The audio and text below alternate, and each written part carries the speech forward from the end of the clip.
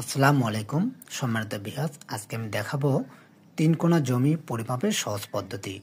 আপনাদের বোঝার সুবিধার্থে আমি পূর্ব থেকেই ত্রিভুজ আকৃতির জমিটির মান বের করে রেখেছি।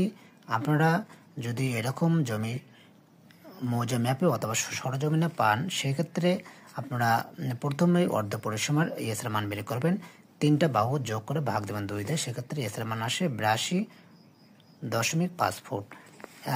সেমভাবে আপনারা ক্ষেত্রফল এবার বসাবেন S minus S minus B S minus C দিয়ে রুট ওভার দেবেন। আপনারা এভাবে মানটা বের করে আপনারা যদি শতক যা ক্ষেত্রফল পরিশেষে আসবে, আপনারা যদি শতকে কনভার্ট করেন সেক্ষেত্রে 435.60 দিয়ে ভাগ দেবেন।